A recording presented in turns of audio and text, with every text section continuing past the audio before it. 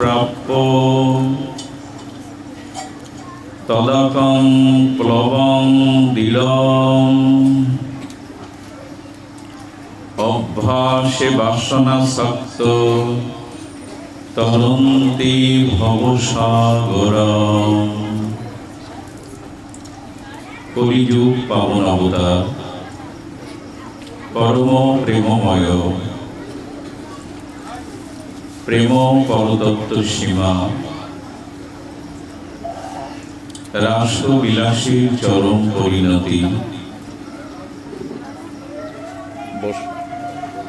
প্রেম বিবর্ত বিলাস শ্রীমূর্তি, সভজন বিভজন সর্বপ্রয়োজন অবতার সার শিরোমণি, অচিন্ত ভেদাভেদ তত্ত্ব, পরম করুণা করুণালয়, শ্রী শ্রী সচিনন্দন নদিয়া বিহারী শ্রী গৌর হরি, পরম পাবন পতিত উদ্ধারণ পতিত তারণ, পরম দয়াল দাতা শিরোমণি, প্রভু নিত্যানন্দের অপর অনুকম্পায়, ভক্তবৎসল শ্রী শ্রী রাধা দামোদরের অহেতুকী করুণায়, শ্রী শ্রী ঊর্জাদর নিয়ম সেবা বা কার্তিক ব্রতের এই ভজন মাসে আজ এই মহামহেন্দ্রক্ষণে নিশাতলা সার্বজনীন শ্রী রাধা গোবিন্দ মন্দির অঙ্গনে যে ভুবন মঙ্গল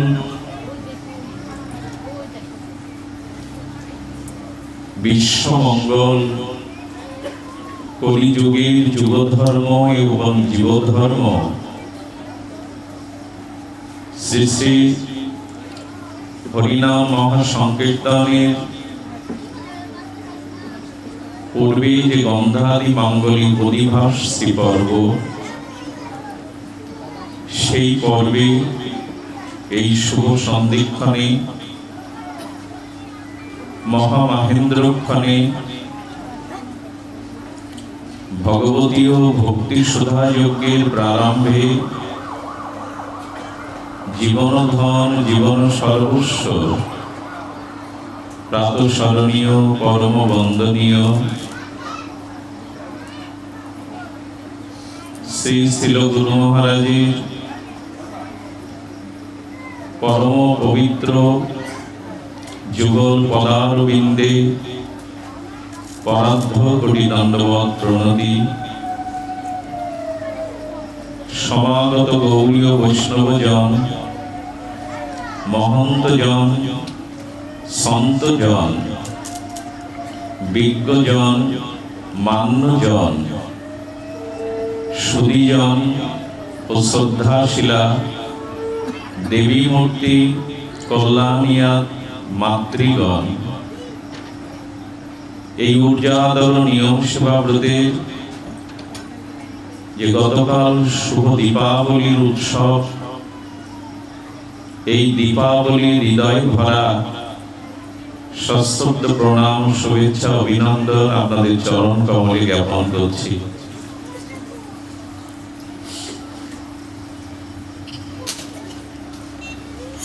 দেখুন, সংসার সাগর এটি পার হওয়ার জন্য শ্রী গুরু কৃপা একান্ত প্রয়োজন, এবং এই বাসনা আসক্ত সংসারে বাসনা মুক্ত হয়ে আর ভগবত ধামে পুনর্গমনের জন্য শ্রী গুরু কৃপা একান্ত প্রয়োজন। শ্রী গুরু মহারাজের অভিন্ন গুরুতত্ত্বের কৃপাকে সম্বল করে আমরা ভাগবতীয় কথার শুভারম্ভে আমাদের সনাতন বৈদিক রীতিতে যে দীপাবলি উৎসব, সেই প্রসঙ্গ দিয়েই আমরা আজকের ভাগবত সূচনা বা প্রারম্ভ ভূমিকা এটি শুভ সূচনা করব। দীপাবলি আলোর উৎসব, সেটা শ্রীমন্দিরে, দেবালয়ে, উপাসনায়, গৃহমন্দিরে সবখানে আমরা যে প্রদীপ প্রজ্বলন করি আর দীপশিখা প্রজ্বলিত করি, আলোর উৎসবে মেতে উঠি, এই দীপাবলি এটি আলোর উৎসবের সাথে সাথে আমাদের কিছু প্রজ্ঞা, জ্ঞান, তত্ত্ব, মহিমা জানাতে আসে। দীপাবলি শব্দটি কয় অক্ষরের? দীপা বলি 4 অক্ষরের। এই অক্ষরের মধ্যে এর তাৎপর্য, মহিমা আর এই তত্ত্ব নিহিত আছে। দয়রশ্মিতে দীপা মানে তোমার জীবনে দীপ্ততা আসুক, আলো আসুক, তোমার জীবন পথ দীপ্ত হোক, উজ্জ্বল হোক, আলোয় ভরে উঠুক,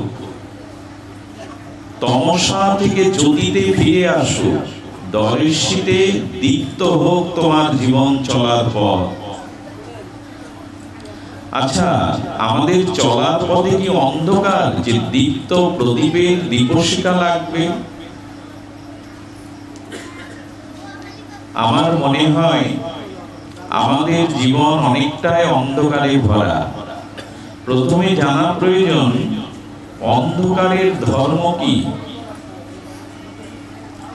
অমানিসার ঘোর অন্ধকারে নিজেকেই, নিজের হস্তকে চেনা যায় না।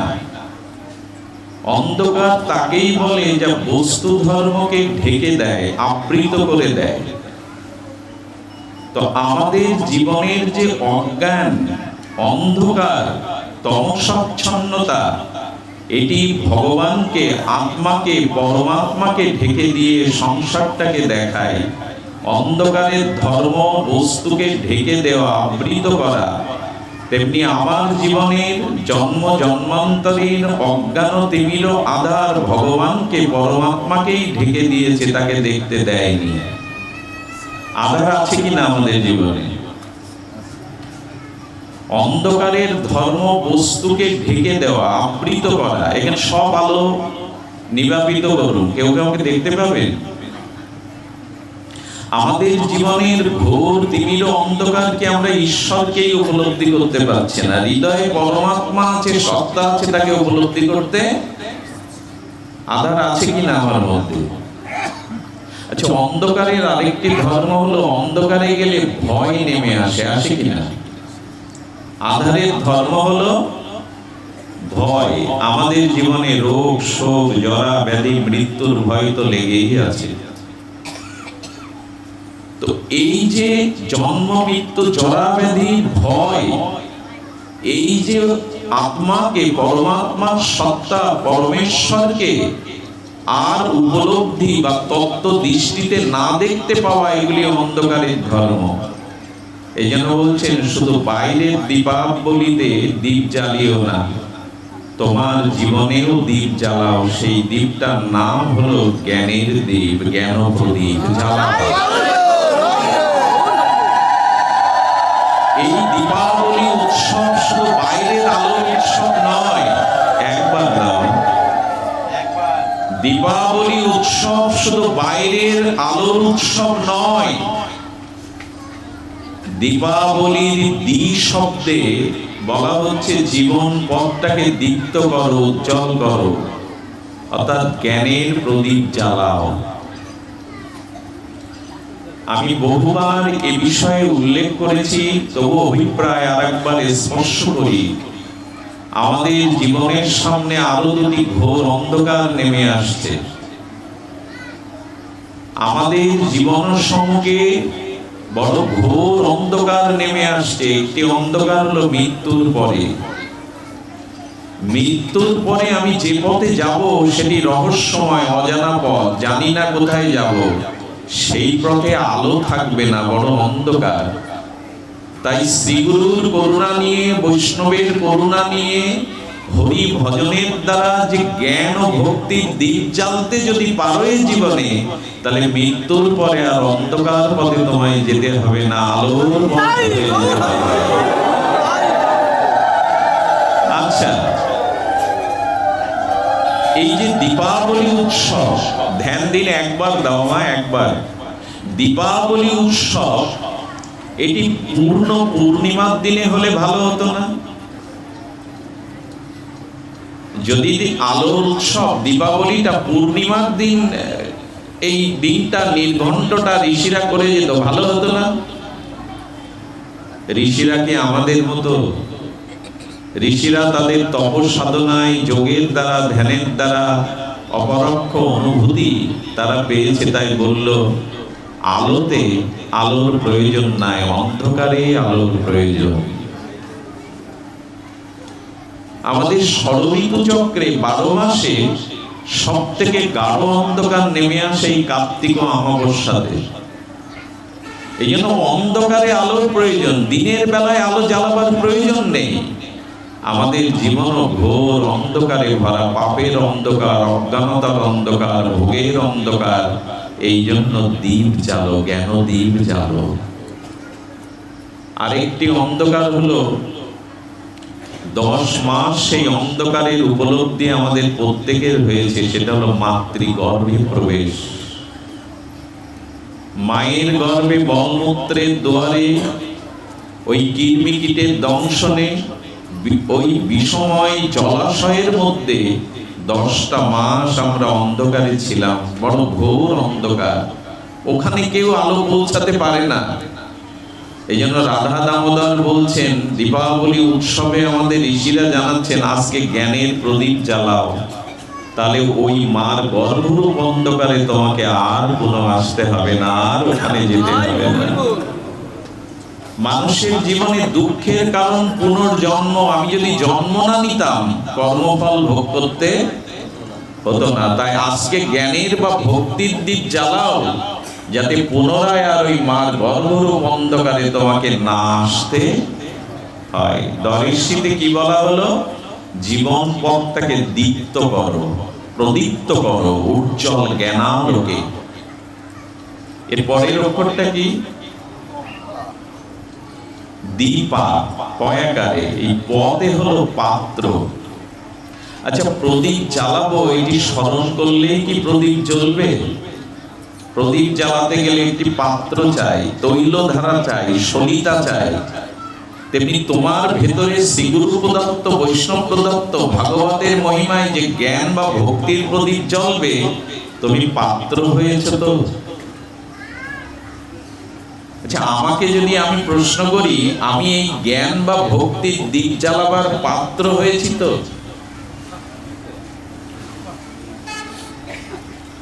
পাত্র হতে হবে গো। এই পাত্রটাই তো হওয়া হলো না আজ। আমার ভেতরে সেই জ্ঞানের উজ্জ্বল দীপশিখা জ্বালবার, ভক্তির প্রদীপ জ্বালবার আমি পাত্র হতে পারিনি তো। যতই অমৃত আপনি সুরক্ষিত করতে চেষ্টা করুন, পাত্র যদি শতছিদ্র হয়, অমৃত দাঁড়াবে কি? একটু খুব লক্ষ্য করে শুনুন। এই যে ভগবত জ্ঞান, এই যে ভগবানের দিব্য নাম রূপ লীলা, দিব্য চেতনা, এই যে আমরা কর্ণ দিয়ে শ্রবণ করছি, এটি ধারণ করবার, এই জ্ঞান, এই প্রজ্ঞা, এই ভক্তি, এই দর্শন, এই তত্ত্ব ধারণ করার পাত্র আমি আজও হতে পেরেছি তো? যদি বলেন পাত্র হওয়ার যোগ্যতা কি লাগবে, একটি যোগ্যতা, সেটি হলো শ্রদ্ধা এবং বিশ্বাস। যদি আপনার মধ্যে থাকে, তবেই দীপ জ্বলবে। এই যে সাধু বাক্যে, শাস্ত্র বাক্যে যে প্রগাঢ় শ্রদ্ধা, এই যে সাধু সঙ্গ, হরিকথাতে যে বিশ্বাস, এটি যদি আপনার ভেতরে জেগে ওঠে, ওটাই পাত্র। শ্রদ্ধা এবং বিশ্বাস যা হৃদয়ে বর্তমান, তিনিই তো তত্ত্ব, তিনিই তো সিদ্ধান্ত, তিনিই তো নাম, প্রেম, এগুলি ধারণ করার সমর্থ। দীপাবলি জানিয়ে দিচ্ছে তুমি যে জ্ঞানের প্রদীপ জ্বালবে, দীপশিখা জ্বালবে, তুমি পাত্র তো দীপা। এরপরের শব্দটা বলি, বদে দীপ জ্বাললাম, ঝড় এসে দীপশিখাকে নিভিয়ে দিতে পারে, সলিতাটা শিথিল হয়ে দীপ নিভে যেতে পারে। বদে বদ্ধন করো, দীপশিখা যাতে নিভে না যায়, দীপশিখা যাতে শিথিল না হয়, ঝড় এসে প্রজ্বলিত আলো যাতে নিভিয়ে না দেয়, এই দীপশিখাকে, জ্ঞান বা ভক্তির প্রদীপকে তুমি বদ্ধন করো, বৃদ্ধি করো। বৃদ্ধি আর হয়েছে। প্রথম যেদিন শ্রী গুরুদেবের দীক্ষা পেলাম, সেদিন দীক্ষা মন্ত্র যত চিন্ময় লেগেছিল, প্রথম দিন শ্রীমন্দিরে ঠাকুরের চরণে ফুল তুলসী দিতে গিয়ে যে আবেগ এসেছিল, ভাব এসেছিল, আজ 20 বছর পরে সে ভাবটাও নষ্ট হয়ে গেছে, বদ্ধনার হয়েছে, কমেই তো গেছে। এতকাল সাধু সঙ্গ করলাম, এতকাল হরিকথা শুনলাম, জ্ঞানের প্রদীপ, ভক্তির প্রদীপটি বন্ধন হয়েছে তো, বৃদ্ধি পেয়েছে তো, না কমে গেছে? এই প্রশ্ন সাধককে নিজের কাছে রাখতে হবে। এগিয়েছি তো? মা যশোদা ব্রাহ্ম মুহূর্তে নিদ্রা ভঙ্গের পরে দেখতেন সারা রাতের ওই প্রদীপটি, দীপশিখার শিখাটি নিভু নিভু। মা যশোদা আবার পুনরায় শক্তিটা উপরে তুলে আলোর দীপশিখা বেশি প্রজ্বলিত করে, উদ্দীপ্ত করে গোপালের মুখ আরতি করতেন, দর্শন করতেন। তোমার জীবনে ভজন সাধন, জ্ঞান ভক্তির দীপশিখাটি নিভে যাচ্ছে, শিথিল হয়ে যাচ্ছে, তাকে বন্ধন করো, বাড়াও, ভজন সাধন আরো বাড়াও, এগিয়ে যাও। দীপাবলি শেষ অক্ষরটা কি? লয় রস্যি লি। এই লিতে মানে লীন, লীন মানে ভগবানের নামে, ভগবান প্রেমে, হরিকথাতে হৃদয়টা লীন করে দাও, লীন করে দাও ভগবানের। যদি করতে পারো, এই যে নাম রূপ শ্রবণ করছেন, এতে লীন হয়ে যায়। হরিকথা শ্রবণ মানে হরির সাথে, লীলা কথা শ্রবণ মানে লীলার সাথে, নাম শ্রবণ মানে নামের সাথে নিয়ে হৃদয়টাকে লীন করে দিন, মিশিয়ে দিন। এই হলো দীপাবলি শব্দের অর্থ। গতকাল তো অনেক প্রদীপ জ্বাললাম, জ্ঞানের প্রদীপ যদি না জ্বালাতে পারি, ভেতরের অন্ধকার যাবে না, উৎসব আনন্দ হৃদয়ে আসবে না।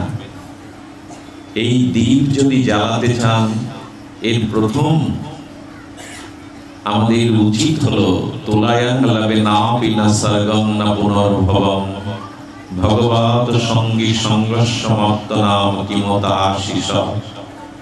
এই জ্ঞানময় ভক্তিময় প্রদীপ জ্বালাতে গেলে একমাত্র প্রয়োজন সাধু সঙ্গ, হরি কথামৃত আস্বাদন। যতদিন ভক্ত সঙ্গ, বৈষ্ণব সঙ্গ, সাধু সঙ্গে হরি কথামৃত আস্বাদন না করছি, ততদিন জ্ঞানের প্রদীপ, ভক্তির প্রদীপ প্রজ্বলিত হতে পারে না। এই জন্য ভগবানের দুয়ারে পৌঁছানোর জন্য সাধু সঙ্গ চাই। সাধু সঙ্গে ভগবানের নাম রূপ লীলা কথা অমৃত। সাধু সঙ্গ মানে যেখানে গোবিন্দ গুণগাথা, গৌর গুণগাথা, শ্রী ভগবানের অসমর্থ মাধুর্য নাম রূপ লীলা কথা। সাধু সঙ্গ মানে একত্রিত 10 জন সাধু এক জায়গায় হওয়া না। 10 জন সাধু এক জায়গায় হওয়াকে সাধু সঙ্গ বলে না। সাধু সঙ্গ তাকেই বলে যেখানে শ্রী ভগবানের অসমর্থ মাধুর্য লীলা কথা উচ্চারণ হয়, সেটাই সাধু সঙ্গ। 10 জন সাধু হয়ে যদি রাজনৈতিক আলোচনা একত্রিত করে, সামাজিক আলোচনা, সাংসারিক আলোচনা করে, সাধু এক জায়গায় হলেও সেটি সাধু সঙ্গ নয়। যেখানে হরি গুণাগুণ, যেখানে হরি কথা, সেটাই সাধু সঙ্গ। তো যেখানে শ্রী ভগবানের গুণগাথা আলাপন হয়, পরস্পরে মিলিত হয়ে দিব্য ভাব উন্মাদনার দ্বারা হরিকথা বিনিময়, ভাব বিনিময় হয়, হরিকথা অলঙ্কৃত ঝঙ্কারাতি হয়ে আকার বাতাসকে আমোদিত প্রফুল্ল করে তোলে, স্থানটার নামই সাধু সঙ্গ। এখানে কেউ আম কথা বলছে, সাংসারিক কথা বলছে, এরই নাম সাধু সঙ্গ। সাধু একত্রিত হওয়াটা সাধু সঙ্গ না, যদি সেখানে গৌর গুণগাথা, গোবিন্দ গুণগাথা না। যেখানে হরিকথা সেটি সাধু এলো, হরিকথা হলো না, সাধু সঙ্গ হলো না। এই জন্য যেখানে হরিকথা নাই সেখানে যেতে নিষেধ। যেখানে হরিকথা নাই সেখানে যেও না। মন বিরূপ হবে, মন বিপদগামী হবে, চিত্তের শিথিলতা আসবে, বৈরাগ্য স্খলিত হবে। এই জন্য তুমি যেখানে হরিকথা সেখানে যাও। সাধুর সঙ্গে প্রয়োজন। আমি গতকাল মনে হয় এই বিষয়ে একটু আস্বাদন দিয়েছিলাম। দেখুন, গোবিন্দ দ্বারকায়, শ্রী ভগবান শ্রী গোবিন্দ দ্বারকাধীশ দ্বারকায়। আচ্ছা, দ্বারকাতে শ্রী গোবিন্দের পিতা হলেন বসুদেব, দেবকী এবং বসুদেব। আচ্ছা, বসুদেব দ্বারকাধীশ ভগবানের সাথে একই গৃহে বাস করছেন। তো পৃথিবীতে সর্বশ্রেষ্ঠ বক্তা তো ভগবান, ভগবানের থেকে বড় বক্তা কেউ আছে কি মনে করেন? আচ্ছা, গীতায় দেখুন, আমার সামনে যদি কি এখন সেনা এসে পিছনে বন্দুকের নল ধরে, হরিকথা বলতে পারবো? একটু মাইকটা যদি বিঘ্ন সৃষ্টি করে, আমি তো শ্লোক বা কথাই ভুলে যাব বিরক্তিতে। আমরা প্রকৃত বক্তা নই, কিন্তু শ্রী গোবিন্দ অতটা সেনার মধ্যে কুরুক্ষেত্রে রথের উপরে দাঁড়িয়ে, চারিদিকে সেনা, ওর মধ্যে দাঁড়িয়ে দিব্য চিন্ময় বাণী অর্জুনকে শোনাচ্ছেন। ওনার মতো বক্তা কেউ আছে? এরকম যুদ্ধক্ষেত্রে দাঁড়িয়ে গীতার বাণী বলা যাবে তো? ভগবান পারেন, যোগাড় কৃষ্ণ। তো বসুদেব ভগবানের পিতা হয়েও শ্রীকৃষ্ণের কাছে ভাগবত ধর্ম, ভাগবত ভক্তির কথা কোনোদিন জিজ্ঞাসা করেননি। যবে বিনা যন্ত্রে নারদ আসতেন, সেই নারদের পাদর্ঘ দিয়ে নারদকে আর পূজা আরতি প্রদর্শন করিয়ে বসুদেব দেবর্ষিপাদ নারদের কাছে ভাগবত ধর্মের জিজ্ঞাসা করেছিলেন, ভাগবত ধর্ম বলুন। এখানে সংকেত হলো, তত্ত্ব হলো, স্বয়ং ভগবান উপস্থিত থাকতেও তার স্বয়ং পিতা বসুদেব ভগবানের কাছে সৎসঙ্গ বা ভাগবত প্রসঙ্গ না করে দেবর্ষি নারদের কাছে কেন ভাগবত প্রসঙ্গ আলোচনা করলেন?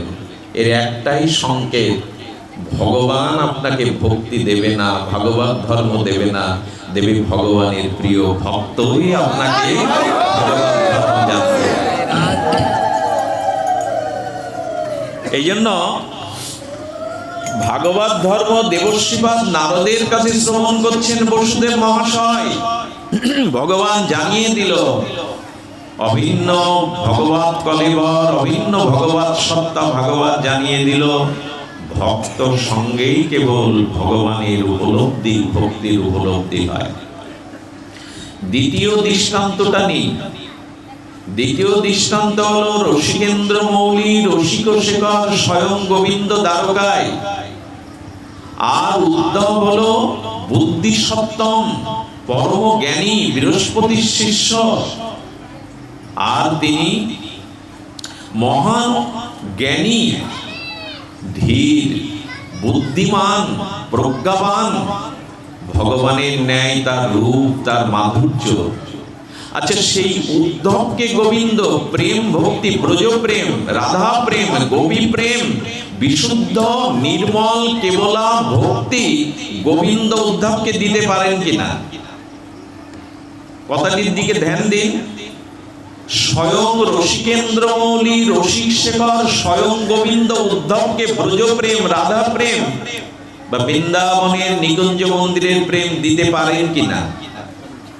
ভগবান প্রেম দিতে পারেন কিনা? যদি তাই দিতে পারতেন উদ্ধবকে কেন ব্রজে পাঠাচ্ছেন গোবিন্দ? প্রশ্নটা কিন্তু খুব গভীরে গিয়ে ভাবতে হবে। স্বয়ং ভগবান রসিকেন্দ্র মৌলি রসিক শেখর প্রেম ভক্তির সাক্ষাৎ মুক্তি গোবিন্দ উদ্ধবকে কেন ব্রজে পাঠাচ্ছেন? নিজে প্রেম ভক্তি দিতে পারতেন না? ব্রজ প্রেম গোপী প্রেম বলে পারতেন না বলেই তো উদ্ধবকে ব্রজে পাঠাচ্ছেন। উদ্ধব ব্রজে যাও, এই ব্রজমণ্ডলে গেলে, গোপীর সান্নিধ্যে গেলে, নন্দ যশোদার সান্নিধ্যে গেলে তুমি প্রেমকে উপলব্ধি করতে পারবে, প্রকৃত ভক্তিকে উপলব্ধি করতে পারবে। আমার বলবার অভিপ্রায়, ভাগবত সিদ্ধান্ত হলো স্বয়ং ভগবান নিষ্কিঞ্চন শুদ্ধ প্রেমিক ভক্তের কাছে পাঠাচ্ছে উদ্ধবকে, আর আমাদেরও সংকেত দিচ্ছে যদি ব্রজ প্রেম চাও, প্রেম ভক্তি চাও, তবে আমার কাছে না, ভক্তের কাছে যাও, ব্রজে যাও, ওখানেই প্রেম ভক্তি পাবে, ওখানেই প্রেম ভক্তি পাবে। এই জন্য জীবনের ভক্তির দ্বীপ, জ্ঞান প্রদীপ জ্বালানোর জন্য সাধু সঙ্গ একান্ত প্রয়োজন। হবে না, অন্য কিছুতেই এটি হওয়া সম্ভব নয়। এই জন্য মহৎ কৃপা চাই। সমর্থ রামদাস, ঘটনাটা শুনো। সমর্থ রামদাস বাবাজি মহারাজ চির বিরক্তি প্রধান সিদ্ধ মহাত্মা, উনি সৎসঙ্গ হরিকথা প্রবচন করেন। একদিন প্রসঙ্গক্রমে উনি প্রবচনে বলেছেন, যেদিন বিশুদ্ধ সাধু সঙ্গ হবে সেদিন স্বয়ং ভগবান প্রকাশ হয়ে আমাদেরকে দর্শন দেবেন। কি কথা বলা হলো? যেদিন বিশুদ্ধ সাধু সঙ্গে হরিকথা হবে সেদিন সাক্ষাৎ ভগবান প্রকাশ হয়ে আমাদেরকে দর্শন কৃপা দেবেন। আচ্ছা, শ্রোতাদের মধ্যে কেউ কেউ তো একটু কুটিল বুদ্ধি থাকে, তাদের একজন প্রশ্ন করছেন, বাবাজি আপনি তো সমর্থ সিদ্ধ মহাপুরুষ, তাহলে এতদিন বিশুদ্ধ সাধু সঙ্গ আপনার কাছে আমরা পাইনি, অশুদ্ধ সাধু সঙ্গ পেয়েছি। বাবা বলছেন, সাধু সঙ্গ অশুদ্ধ হয় না, তবে বিশুদ্ধ সাধু সঙ্গ যেদিন হবে সেদিন সাক্ষাৎ ভগবান প্রকট হবেন সাধু সঙ্গে এবং আমরা দর্শন করতে পারব। তখন শ্রোতা ভক্তরা আপনাদের হয়ে নিবেদন করছেন, বাবা তাহলে বিশুদ্ধ সাধু সঙ্গ একদিন করান, যাতে আমরা ভগবান দর্শন করতে পারি। বাবাজি মহারাজ বললেন, আগামীকাল সকলে এসো। আচ্ছা, এরকম কথা যদি সিদ্ধ মহাত্মা বলে সবাই যাবে কিনা? সেদিন ভাগবত পরিমণ্ডলে শ্রোতায় পরিপূর্ণ, সকলে এসেছেন দূর দূরান্ত থেকে। আজ বিশুদ্ধ সাধু সঙ্গ, বিশুদ্ধ হরিকথার দ্বারা ভগবান প্রকাশ হবেন, দর্শন দেবেন। সিদ্ধ সমর্থ রামদাস বাবাজি মহারাজ রাম নামের কীর্তন শুরু করেছেন। জয় সিয়ারাম, জয় সিয়ারাম। কীর্তন করতে করতে প্রথমে চোখ বন্ধ করেছে। কীর্তন শুরু হয়েছে বিকালে, সন্ধ্যা নেমে গেছে, রাত্রের এক প্রহার 9টা বেজে গেছে। কীর্তনে আবেশে আর চোখ খোলে না। বাবা যে বলুন তো, আমি যদি এখন শুরু করি এইখান থেকে 3 ঘন্টা একটা না জয় সিয়ারাম, জয় সিয়ারাম, কি রাম সীতারাম, বিশ্বাস করুন এখানে কেউ থাকবে না। শ্রোতারা এক এক করে উঠে গিয়ে বলছে, বাবার আবেশ এসে গেছে, ভাব এসে গেছে, বাবা আজ হরিকথা বিশুদ্ধ সাধু সঙ্গে ভগবান দর্শন পাবো, আজ তো বাবার ভাব দশা এসে গেছে। সেই 6 ঘন্টা একটানা কীর্তন করছে, করতে করতে যখন সব ফাঁকা মাঠ, তখন যারা কীর্তন করছিল, সঙ্গত করছিল, মৃদঙ্গ করতাল, পাখোয়া, এরা বলছে আজ বাবার ভাব সমাধি লেগে গেছে, ভাবের মধ্যে আজ বাবা থামবে না, সে বাজি বাজনা ছেড়ে ওরা চলে গেছে। ভোরে উঠতে হবে, উপাসনা করতে হবে, ভজন সাধন করতে হবে। আমার মনে হয় তখনকার দিনে যদি মাইক আলা থাকতো ও চলে যেত, তখন তো মাইক ব্যবস্থা ছিল না, ও চলে যেত। তো কেউ নেই। বাবা কীর্তন করতে করতে সেই 3টা থেকে রাত 12টা পর্যন্ত এক নাগাড়ে সমাধিস্থ হয়ে প্রভু রামের গুণ কীর্তন করছে। যেই রাত্র দ্বীপ্রহর ঘটেছে, কেউ নেই, হনুমানজি প্রকাশ হয়ে গেছেন, সাক্ষাৎ হনুমানজি প্রকাশ হয়ে গেছেন। আগে তো ভক্ত আসবে, তারপরে ভগবান। আগে ভগবান আসেন না, আগে ভক্ত দর্শন, আগে ভক্ত কৃপা, তারপরে ভগবান। বাবাজি মহারাজের সামনে হনুমানজি যখন এসে ওনার সাথে কীর্তন শুরু করেছেন, চক্ষু মুদ্রিত মিলন করে দেখে হনুমানের কোলে স্বয়ং রাম সীতা বসে আছেন। উনি ভাবাবেশে বলছেন, দেখো ভক্তগণ, বিশুদ্ধ সাধু সঙ্গ হলে, বিশুদ্ধ হরিনাম হলে সাক্ষাৎ ভগবান প্রকট হন, দেখে নাও। হনুমানজি মাথায় হাত দিয়ে বলছেন, বাবা মাঠ ফাঁকা, কেউ নেই বাবা, সবাই চলে গেছে, কেউ নেই এখানে, আপনি একাই তো কীর্তন করছিলেন, অত সোজা গো। এখানে এসে অনেকের চোখে ঘুম আসে, বারবার হাত ঘড়ি দেখতে থাকে, যানবাহনের চিন্তা করতে থাকে, করা উচিত ফিরে যাবে। এতে আর কি বিশুদ্ধ সাধু সঙ্গ হয় গো? পরীক্ষিত মহারাজ বলছেন, মৃত্যু এলেও আমি মৃত্যুকে আর ভয়। সাধু সঙ্গের মহিমা কি জানেন? আপনার কর্মফল ক্ষয় হবে না। একটা কথা বলি, সাধু সঙ্গে এলে আপনার কর্মফল, বিপদ আপদ এগুলি ক্ষয় হবে না, মৃত্যু এড়াতে পারবেন না। কিন্তু বিপদ আপদ, মৃত্যু এগুলি এলেও সে আপনাকে ভীত করতে পারবে না, সে আপনাকে অপ্রসন্ন করতে পারবে না। এই কৃপাটা সাধু সঙ্গে পাওয়া যায়, এই কৃপাটা সাধুর সঙ্গে পাওয়া যায়। মৃত্যু এড়াতে পারবে না সাধুরা, আপনাকে ওরকম ওরকম ওরকম সমস্ত বর দিতে পারবে না আপনি মৃত্যুঞ্জয়ী হন, কিন্তু মৃত্যু এলেও মৃত্যুকে আপনি ভয় পাবেন না। এই করুণাটা, এই শক্তিটা সাধু দিতে পারে। মরার আগে তো আমরা চিন্তায় মরে যাই, কিন্তু সাধু সঙ্গ করলে, দেখুন একটা কথা বলি, শতবার তীর্থে স্নান করলে, তীর্থযাত্রা করলে পূর্ণ হয়, পাপ ক্ষয় হয়, কিন্তু পাপ আর পূর্ণ সমূলে বিনাশ হয় না। কথাটি আবার বলবো, খুব ধ্যান দিন। শতবার তীর্থযাত্রা করলে, শতবার তীর্থ সকল নদী সকলে স্নান করলে আপনার পাপ ক্ষয় হয়, পুণ্য সঞ্চয় হয়, কিন্তু পাপ পুণ্যর মূল শিকড় উৎপাটিত হয় না। সুযোগ পেলে আবার পাপ চলে আসে, সুযোগ পেলে আবার পুণ্য এসে ভোগের দিকে মন দিয়ে যায়। কারণ পুণ্যের দ্বারা ভক্তি হয় না, পুণ্যের দ্বারা মানুষের আরো ভোগ বিলাস বেড়ে যায়, দেবতাদের যেমন যায়। এই জন্য তীর্থে গেলে, তীর্থ স্নান করলে পাপ ক্ষয় হয়, পুণ্য সঞ্চয় হয়, কিন্তু পাপ পুণ্য সমূলে উৎপাটন হয় না। কোথায় হয় তাহলে? পাপও থাকবে না, পুণ্য থাকবে না, শুধু ভক্তি থাকবে। একমাত্র তীর্থস্পদ শুদ্ধ সাধু সঙ্গ করলে কেবল পাপ পুণ্যের মূল উৎপাটন হয়ে যায়। আহা, একমাত্র তীর্থস্পদ সাধু সঙ্গ করলেই কেবল পাপ পুণ্যের মূল শিকড় উৎপাটিত হয়ে আপনার জীবনে ভজন ও ভক্তি আসে।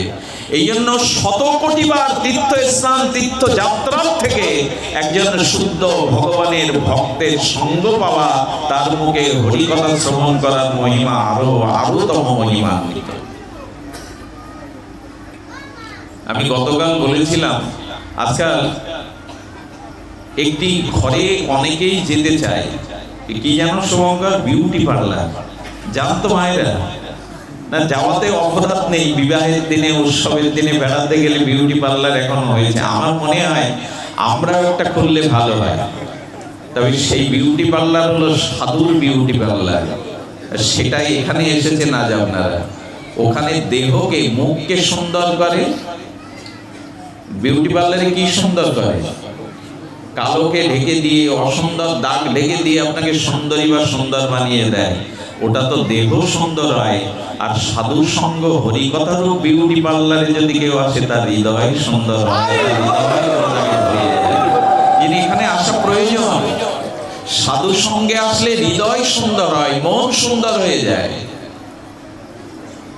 এই জন্য তিষ্ঠৎপদ সাধু সঙ্গে আমাদের একান্ত আগ্রহ হওয়া উচিত। সেটি আপনাদের বোধ করি হয়েছে, সৌভাগ্য হয়েছে শুদ্ধ ভক্ত সঙ্গ করা। তো শুদ্ধ সাধু সঙ্গে এলেই কেবল এই জ্ঞান ভক্তি আর প্রদীপ হৃদয়ে জ্বলে ওঠে, ভজনে অনুরাগ আসে, প্রীতি আসে, উৎকণ্ঠা আসে। এই ভজন, অনুরাগ, প্রীতি আমাদের একান্ত প্রয়োজন। একান্ত সাধু সঙ্গ, হরিকথার আমাদের একান্ত প্রয়োজন। প্রয়োজন এই জন্য যে আমরা ভগবত প্রাপ্তির এটাই হলো পূর্ব লক্ষণ। সাধু সঙ্গ, সাধু সঙ্গ এই সর্বশাস্ত্রের এটি মহিমা, যেটি আমরা প্রাপ্ত হয়েছি। সুধীগণ, সাধু সঙ্গে এলে মন সুন্দর হয় বললাম। মন সুন্দর কখন হয়? মনের বিশুদ্ধতা কখন আসে? মনের শুদ্ধতা তখনই আসে যখন মনের বা অন্তরে নির্দেশে ভগবানের নাম রূপ গুণগাথা প্রবেশ করে। চিত্তশুদ্ধির অনেক উপায়, কিন্তু হরিনাম এবং হরি কথা চিত্তকে যত বিমল করে, নির্মল করে, শুদ্ধ করে, অন্য কোনো সাধন মার্গ নাই যে আপনার চিত্ত নির্মল এবং বিশুদ্ধ হবে। একমাত্র হরিনাম হরি কথাই আপনার চিত্তকে বিমল করতে পারে, নির্মল করতে পারে, কামনা শূন্য করে দিতে পারে। এই জন্য আমাদের সাধুর সঙ্গে ভগবত প্রসঙ্গ এটি একান্ত প্রয়োজন। সেজন্য হরিকথা শ্রবণের কেন প্রয়োজন জানেন? যখনই আমরা ভগবানের গুণগাথা শ্রবণ করব, তখনই ওই ভগবানের গুণগাথার দ্বারা ওই লীলার মধ্যে আপনার প্রবেশ ঘটবে। একটু লীলার দ্বারা আমরা জানতে চেষ্টা করি। হরিকথা যদি কেউ শ্রদ্ধালু চিত্তে শ্রবণ করে, তো হরিকথা কর্ণ দিয়ে হৃদয়ে গেলে ওই লীলার মধ্যে আপনার প্রবেশ ঘটে। কি বললাম কথাটি? ওই লীলার মধ্যে আপনার প্রবেশ ঘটে। আর ওই লীলার কোনো একটা চরিত্রে যদি আপনি প্রবেশ করতে পারেন, ওই লীলার সাক্ষাৎ আপনার কাছে প্রকট হয়ে যাবে। অর্থাৎ যে লীলাটি আপনি শ্রবণ করছেন, ওই লীলা কর্ণ দিয়ে হৃদয়ে প্রবেশ করলে ওই লীলার মধ্যে আপনি একটি চরিত্র করে নিন। চরিত্র করে নিয়ে ভাবলেই আপনার ভিতরে ওই ভাবনা আসবে, লীলাটি আমরা আস্বাদন করি। আচ্ছা, দেবকী মা, তিনি বিবাহের পর বসুদেবের সাথে কারারুদ্ধ হলেন বেশ কয়েক বছর। 6টি সন্তানকে কংস তার সামনেই হত্যা করলো। একজন মায়ের সামনে তার সন্তানকে হত্যা করলে মায়ের হৃদয়ে কতটা বিরহ বেদনা জাগে। সপ্তম গর্ভের একটি গর্ভ তো অন্য স্থানে স্থানান্তরিত হলো যোগমায়া বা বলরাম রূপে। এরপরে অষ্টম গর্ভের সন্তান কৃষ্ণকে পেয়েও তিনি বুকের স্তন, তার স্নেহময় প্রীতি, বাৎসল্য প্রীতি দিতে পারলেন না। কৃষ্ণকেও গোকুলে রাখতে হলো।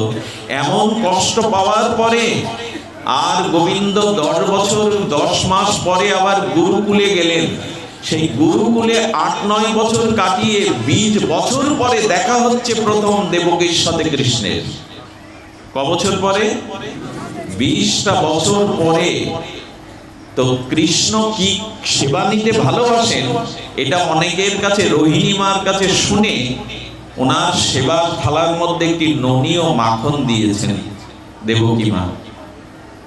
কৃষ্ণ যখন আসমন করে সেই মায়ের সুন্দর পরিপাটি করে সেই সেবার থালার দিকে কৃষ্ণ তাকিয়েছেন, প্রথমে কৃষ্ণের বদনটা মলিন হয়ে গেছে, আর প্রসাদের থালির দিকে তাকিয়ে কৃষ্ণ বারবার কাঁদছেন, ফুপিয়ে ফুপিয়ে কাঁদছেন।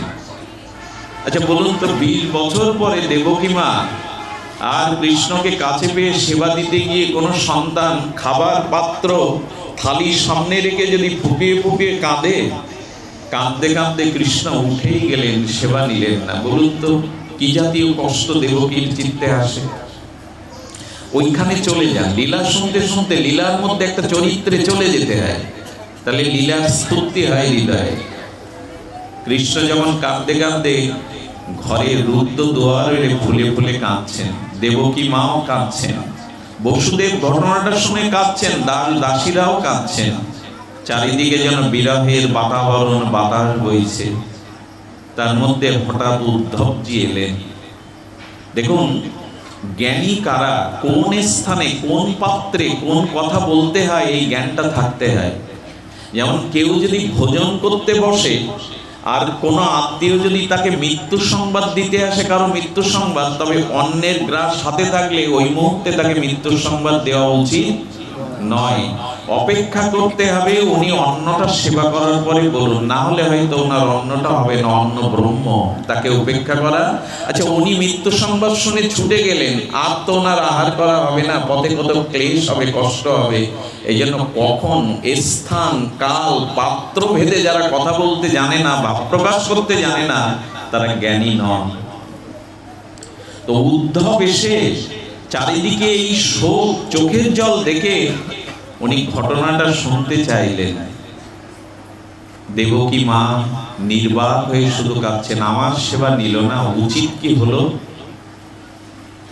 আমার কানাই সেবা তো নিতে পারত কৃষ্ণ, উদ্ধব কেন নিল না বলে কাঁদছেন। উদ্ধব তখন বলছেন, যখন কোনখানে কি কথা বলতে হয় শোনো।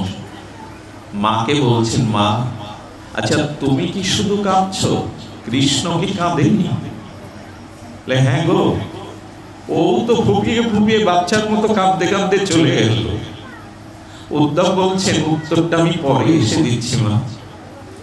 উনি দুয়ার খুলে দেখে কৃষ্ণ মানে ফুপিয়ে ফুপিয়ে আর নীরবে চোখের জল ফেলছেন। মহাজন কি বললেন জানেন? দেবকী কাঁদছে, দাসদাসী কাঁদছে, বসুদেব কাঁদছে, যার জন্য কাঁদছে তিনিও কাঁদছেন। আর মহাজন বললেন, কেউ যদি আজও ভগবানের জন্য কাঁদে, ভগবানও তার জন্য কাঁদেন। আজও যদি কেউ ভগবানের জন্য প্রেমাশ্রু বর্ষণ করে, ভগবান গীতাতে বলেছেন যে যথামাং প্রবদ্যন্তে ততৈব ভজম্যহম, আমাকে যে যেভাবে ভজনা করে আমি তদরূপ তাকে ভজন করি। যারা ভগবানের জন্য কাঁদে, জেনে রাখুন ভগবানও তার জন্য কাঁদে। ভগবানের তো শোক থাকা উচিত নয়, কিন্তু ভক্ত যদি কাঁদে, ভগবান বিন্দু বিন্দু নয়, ভক্তের থেকে। ডক্টর মহানব্রত ব্রহ্মচারী বলেছিলেন, আমরা কি কাঁদি ভগবানের জন্য। ওই দেখো গৌর নয়নে বেউ দেখো, মহাপ্রভু কাঁদতেন, পাশের লোকগুলো ভিজে যেত, স্নান হয়ে যেত, মাটিগুলো কদমক্ত কাদা হয়ে যেত, মহাপ্রভুর চোখের জলে খাল তৈরি হয়ে যেত, নালা তৈরি হয়ে যেত, জলযন্ত্রের মতো কাঁদতেন মহাপ্রভু। তুমি কতটা ভগবানের জন্য কেঁদেছো, ওই দেখো ভগবান তোমার জন্য কাঁদছেন। তুমি কতটা ভগবানকে খুঁজেছো, ওই দেখো লীলাস্থল ছেড়ে ভগবান তোমায় খুঁজছে। তুমি কতটা তাকে ডেকেছো, ভগবান তোমায় ডাকছে। একথা জানলে ভগবানের প্রতি অনুরাগ আসবে। কৃষ্ণ কাঁদছেন, উদ্ধব কৃষ্ণের সামনে বসে বলছেন, বাসুদেব ভগবান তুমি কাঁদছো। দেবকী মা কাঁদছে। কৃষ্ণ বলছেন, মায়ের কাছে আমার জন্য ক্ষমা আছে, এগুলো কেন পেলে না? এত কাল এত দিন পরে মা তোমায় সেবার দ্রব্য, বলো তো কেন পেলে না? উদ্ধব প্রিয়, সব কথা সবার সাথে বলতে নেই। এই দেখুন, ভগবান পাত্র পেয়েছেন উদ্ধবের মতো এমন পাত্র। এই জন্য আপন ভজন কথা, আপন মনের কথা, নিজের বিরহের কথা সবাইকে বলবেন না, সবাইকে বলতে নেই। নিজের হৃদয়ের সংবেদনশীল কোনো কথা উপযুক্ত পাত্র ছাড়া কাউকে জগতে বলবেন না। উদ্ধবকে পেয়ে উদ্ধবের দোকানে হাত জড়িয়ে ধরে বলছেন, উদ্ধব দেবকী মা আমার সেবার থালাতে মাখন দিয়েছিল, ননি দিয়েছিল, ওই মাখন দেখেই আমার মা যশোদার কথা মনে পড়েছে। মা তো আমাকে নিত্য মাখন খাওয়াতো, আমার ব্রজের ব্রজবিন বিপিনে মায়ের কথা মনে পড়েছে। মা কিভাবে মাখন খাওয়াতো জানো? দেখুন, মা যশোদা কৃষ্ণকে যখন ননি মাখন খাওয়াতো, তখন নানান পুরাণের কাহিনী গল্প বলে বলে খাওয়াতো। নিয়ম আছে, সেবার সময় মৌন থাকতে হয়, সেবার সময় কথা বলতে নেই। সেবার সময় কথা বললে ভোজন অতিরিক্ত হওয়ায় ভজন নষ্ট হয়ে যায়। যত ভোজনের সময় কথা বলবেন, তত সেবার দিকে আর দৃষ্টি যে পরিমিত আহার আপনি পান সেটি পাবেন না। কথা বলতে বলতে আপনি আপনার সেবা বেশি গুণ হয়ে যাবে, তাতে ভজন বিঘ্ন হয়, অতি ভোজনে ভজন বিঘ্ন হয়। কিন্তু মায়েরা কেন সন্তানকে গল্প দেখিয়ে ওই গাছ, ওই পাখি, ওই গান এভাবে খাওয়ায় কেন জানেন? মার মনের ভাবনা এই যে সন্তান বেশি খেলে তার পুষ্টিটা বাড়বে, সে সুস্বাস্থ্যের অধিকারী হবে। তাই যশোদা মা কত গান, কত লীলা শুনিয়ে শুনিয়ে গোপালকে ননি খাওয়াতেন। ননি দেখে যশোদার কথা মনে পড়েছে গোপালে, তাই আর ওটা খেতে পারলো না, মায়ের কথা মনে পড়েছিল। এই লীলাগুলি যদি আপনি হরিনাম করতে করতে চিন্তা করেন, তাহলে এই ভাব আপনার ভিতরে উদয় হবে, ওই স্মৃতি আপনার ভিতরে উদয় হবে। এই জন্য লীলাগুলো স্মরণ করতে হয়। মনেরও স্মরণ প্রাণ, ঠাকুর মশার বাণী হলো, যদি ভগবানের নাম রূপ লীলা আপনার হৃদয়ে স্মরণ না হয়, আপনার হৃদয় কখনো শুদ্ধ হতে পারে না। আপনার হৃদয় কখনো ওখানে নিষ্কাম বিশুদ্ধ ক্ষেত্র তৈরি হতে পারে না।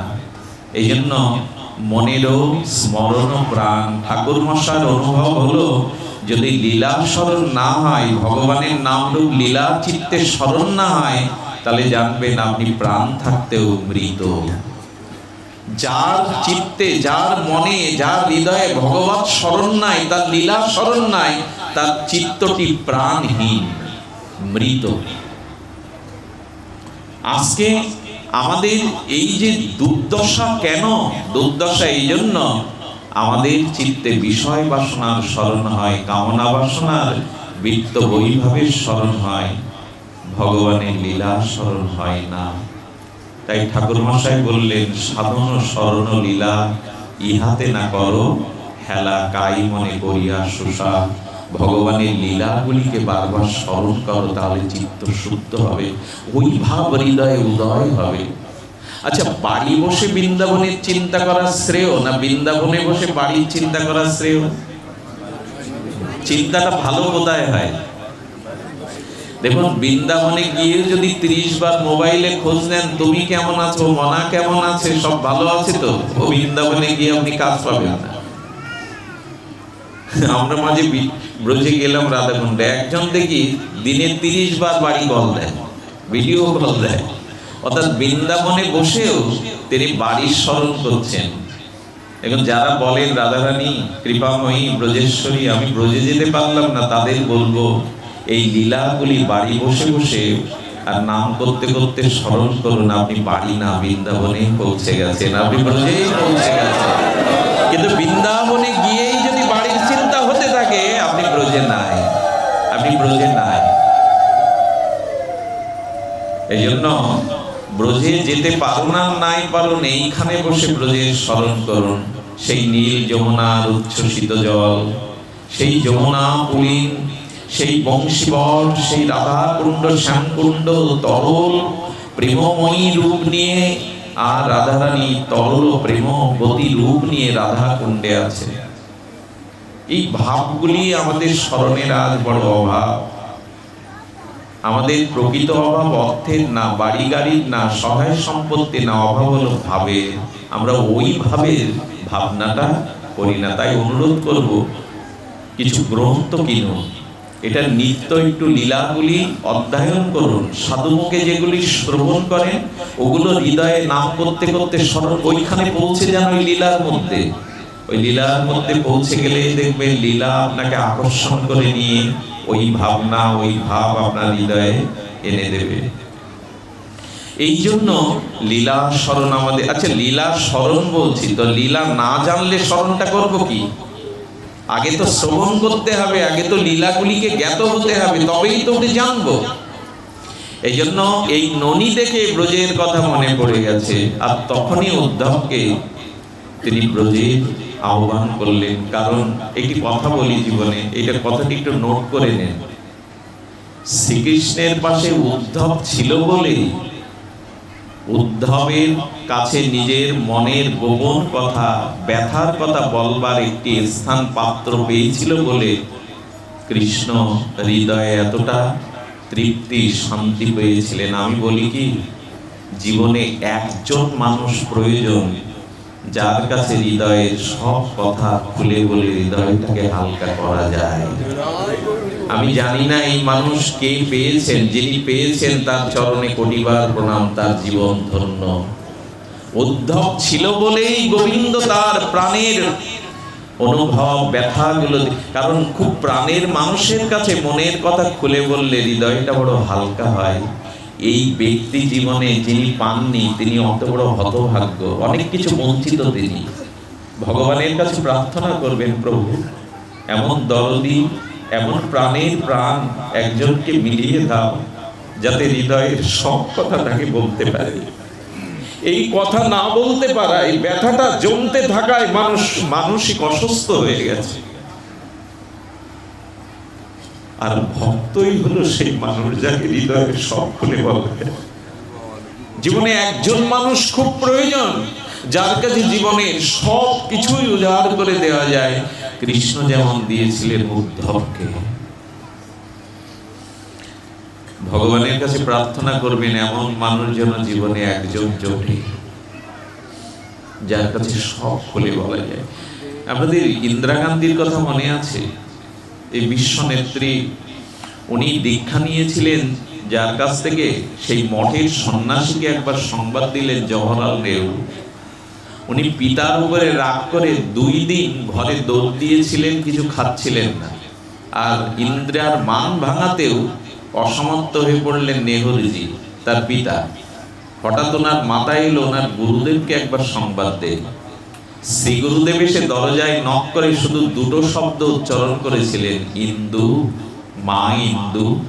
গুরুদেবের মুখে এই শব্দ শুনেই দরজা খুলে গুরুদেবের চরণের প্রতি পড়ে অনেক সময় কেঁদে নিজের ব্যথাটা হালকা করেছিলেন ইন্দিরা গান্ধী। এমন একজন মানুষ দরকার যার কাছে জীবনের সবকিছু উজাড় করে দেওয়া যায়।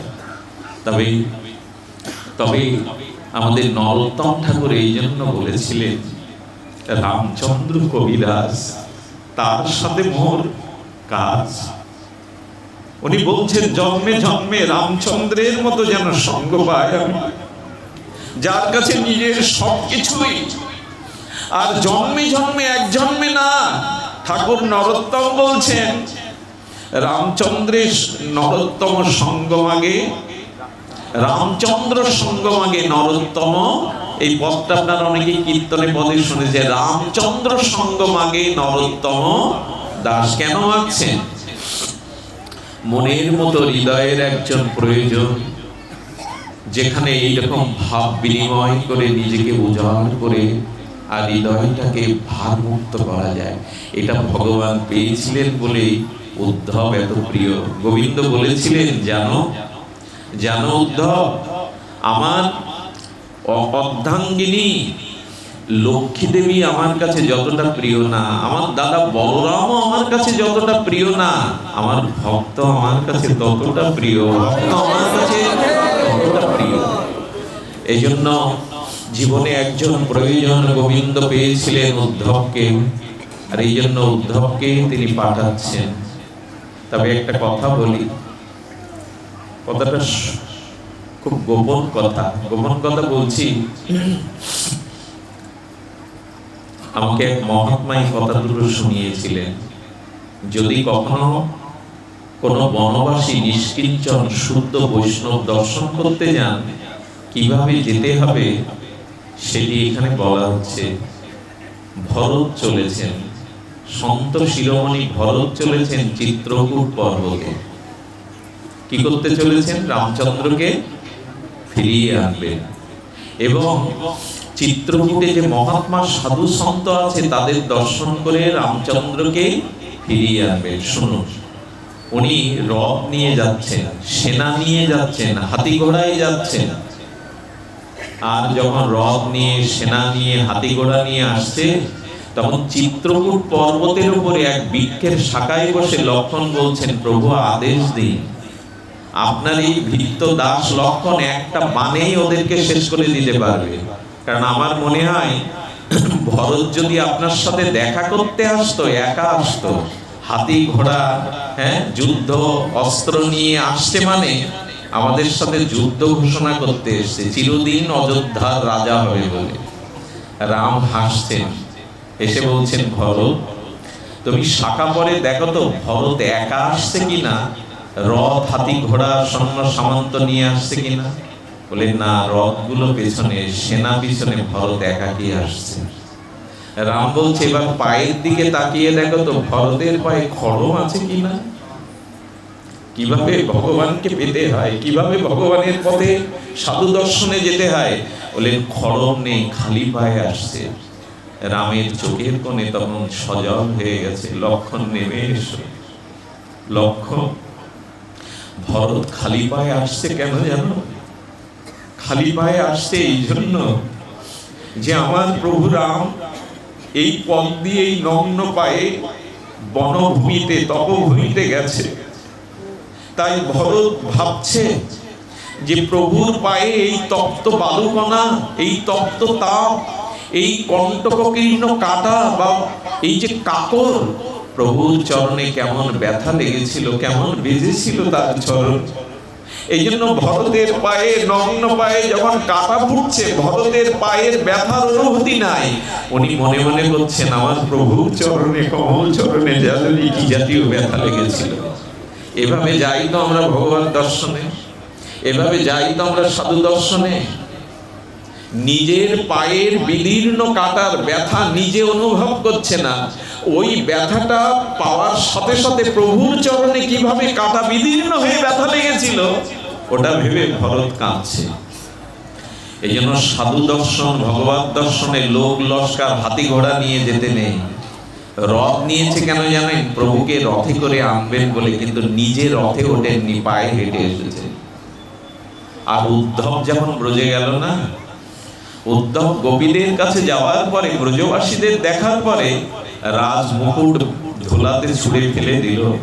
আর উদ্ধব ব্যথায় কাতর হয়ে কেঁদেছিল, রাজ পোশাক পরে আমার এখানে আসা উচিত হয়নি, আমি রাজ পোশাক পরে এসে বড় ভুল করেছি গো।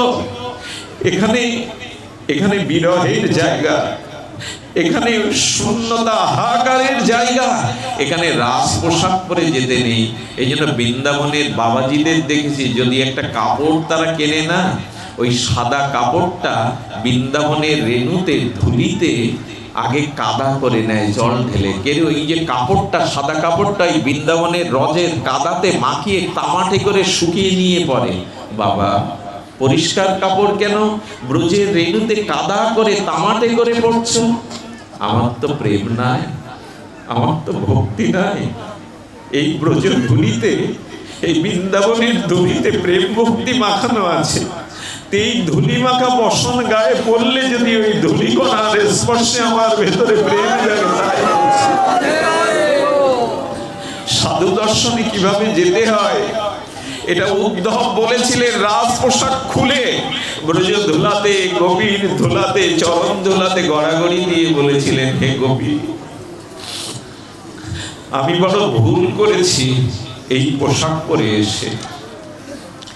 অনেক সময় অনেককে দেখেছি এই জামা কাপড় খুলে না এই ধুলায় গড়াগড়ি দেন। ওরা বুঝেছে ধুলা মাখো, অঙ্গে মাখো, জামার উপরে মেখো না। সাধুর চরণ ধুলি যদি অঙ্গে মাখতে পারো, ওর মধ্যে একটা কিছু আছে, ওটাতে অনুরাগ আছে। এই জন্য তো উদ্ধবের মতো ভক্তও নিবেদন করেছিল, হে গোপী, হে রাধে, আমি তোমার চরণে একটি মাত্র নিবেদন করছি, আমি উদ্ধব জন্ম চাই না, আগামী কোন জন্মে যেন আমাকে বৃন্দাবনের একটি ঔষধি গুগ্ন লতা করে জন্ম দাও। উদ্ধব, তুমি ব্রজবিপিনে কেন গুগ্ন ঔষধি লতা হয়ে জন্মাতে চাচ্ছ? বললেন, ব্রজগোপিকারা যখন অনুরাগিনী হয়ে কৃষ্ণের পানে ছুটবে, সে সময় তোমাদের চরণের অনুরাগের একটি ব্রজকণা আমার উপরে এসে যদি পড়ে, সেই পত্রের উপরে আমি ধন্য হব, আমি ধন্য হব। আমাকে একটি লতা করে জন্ম দাও ব্রজভূমিতে। আমাদের হয় না কেন জানেন? অভিমান নিয়ে যাই তো, গর্ব নিয়ে যাই তো, এই জন্য হয় না। আমার মনে হয় কি জানেন, মহাপ্রভু বলেছিলেন, ওগো আমি সেই নিকুঞ্জের প্রেম, সেই ব্রজ প্রেম, সেই গোলকের সম্পদ হরিনাম আমি এবার পথে ছড়িয়ে দিয়েছি। এই যে যজ্ঞের পরে দধি ভাণ্ড হয় না, যিনি যজ্ঞের অধিকর্তা তিনি দধিটা ফেলে দেন আর সবাই ওর থেকে দধিটা মাথায় মাগে। মহাপ্রভু বলছেন আমি আমার প্রেম, গোলকের প্রেমধন, গোলকের প্রেম সম্পদ, প্রেম ভক্তি এবার রাস্তায় রাস্তায় ছড়িয়ে ছিটিয়ে দিয়েছি। বলে এত যদি প্রভু তুমি দিয়ে থাকো আমরা পাচ্ছি না কেন সেই প্রেম? হে মহাপ্রভু, হে পদান্ন, হে দাতা শিরোমণি, তুমি নিতাই চাঁদ রাস্তায় রাস্তায় পথে প্রান্তরে গোলকের প্রেমদান হরিনাম ব্রজ সম্পদ প্রেম বিতরণ করে দিয়েছো, আমরা পাচ্ছি না কেন প্রেম? মহাপ্রভু বললেন না পাওয়ার কারণ কি জানেন? আচ্ছা, এই রাস্তায় যেতে গিয়ে যদি কোনো চিনির ট্রাক বা লরি উল্টে যায়, চিনির বস্তাগুলো ফেটে গিয়ে রাস্তায় চিনি ছড়িয়ে যায়, ঘটি কম্বল নিয়ে পাত্র নিয়ে কারা কোড়াতে যায়? ধনী লোক যায়। কার্তিক বাবু যাবে চিনি কোড়াতে যাবে? আপনারা যাবেন? কারা যায় জানেন? বাটি নিয়ে থালা নিয়ে কাঙালরা যায়। মহাপ্রভু বললেন আমার প্রেম আমি ছড়িয়ে দিয়েছি, কিন্তু কাঙাল না হলে পাওয়া যায় না। ধনী মানি পণ্ডিত বুদ্ধিমান তারা নিল না, কারণ রাস্তায় ছড়িয়ে যাওয়া শর্করা চিনি এটা ভিখারিরা কাঙালরাই কুড়িয়ে পায়, ধনী মানি পণ্ডিত যায় না। মহাপ্রভু বললেন আমার কাঙাল ভক্তগণই পাবে প্রেম, যারা কাঙাল হতে পারেনি তারা পাবে না এই প্রেম। যদি ধনের অহংকার থাকে, বিদ্যার গর্ব থাকে, পাণ্ডিত্যের গর্ব থাকে, এ পথে পাওয়া যাবে না। ধনী মানি পণ্ডিতের বড়ই অপমান, দিনের অধিক দয়া করেন ভগবান। যাদের দৈন্য আছে, যারা কাঙাল হতে পেরেছে, যারা কোড়াতে পারে, কোড়াই তো কাঙালরা। এই বাজার ছেলে গেলে, হাট ভেঙে গেলে দেখবেন কাঙালরাই লাইন নিয়ে কুড়িয়ে বেড়ায় কিছু যদি পাওয়া যায়। তো যারা কাঙাল হয়েছে তারাই তো পাবে গো। আমাদের অভিমান আছে কিনা? আমার মনে হয় কি জানেন, আভিজাত্য অভিমান অহংকার থাকলে ভগবানকে পেয়েও হারাতে হবে আপনার। বড় কথা, আপনি যদি ভগবান প্রাপ্তিও হয়ে যায় আপনার, আপনি যদি ভগবানকেও পান আর তারপরেও যদি আপনার চিত্তে অভিমান অহংকার দেখা যায়, আমি নিশ্চিত বলতে পারি আপনি আবার ভগবানকে হারিয়ে ফেলবেন। তার দৃষ্টান্ত মহারাসে, রাস মঞ্চে গোপীরা যেমন কৃষ্ণের স্কন্ধে হাত দিয়ে, গোবিন্দের স্কন্ধে হাত দিয়ে কণ্ঠলগ্না হয়ে বাহু বেষ্টন করে, আচ্ছা গোবিন্দ যদি বলে এসো তুমি আমি নৃত্য করি, আপনি পারবেন গোবিন্দের পায়ে পা বাঁধিয়ে নৃত্য করতে? পারবেন এটা? কিন্তু রাধারানী, বামা নায়িকা রাধারানী পেরেছিল, কিন্তু দক্ষিণ নায়িকা চন্দ্রাবলী বলেছিল কৃষ্ণের পায়ে পা বাঁধিয়ে নৃত্য করবো, এ বুদ্ধি যেন আমার না আসে। অপরাধ হবে না? কৃষ্ণের চরণে চরণ দিয়ে বাঁধিয়ে নৃত্য করতে গেলে তো পায়ে পা বাঁধাতে হয় না? রাধারানীকে বলছেন, রাধারানী কৃষ্ণের চরণে, গোপীরা ললিতা বিশাখা কৃষ্ণের চরণে চরণ বাঁধিয়ে আছে, চন্দ্রাবলী কৃষ্ণের চরণে পা লাগবে বলে নাচতে নাচতে একটু দূরে সরে যাচ্ছে, হাত আছে হাতে কিন্তু চরণটা দূরে রাখছে যাতে চরণ গোবিন্দের গায়ে না লাগে। আর রাসমঞ্চ হতে রাধারানীকে নিয়ে গোবিন্দ যখন অন্তর্ধান হলেন, কিছু দূরে সে রাধারানী বলছেন শ্যাম আমি হাঁটতে পারছি না, তুমি আমায় কাঁধে নাও। আচ্ছা, রাধারানী যদি গোবিন্দের কাঁধে ওঠে, রাধারানীর চরণটা কোথায় পড়বে? গোবিন্দের বুকে পড়বে। কাঁধে উঠতে চাইছেন, তার মানে হলো এই গোবিন্দকে ওরা সব দিয়ে দিয়েছে। এ দেহ তো আমার নয়, এ দেহ মন তো আমার নয়, সবই তোমার।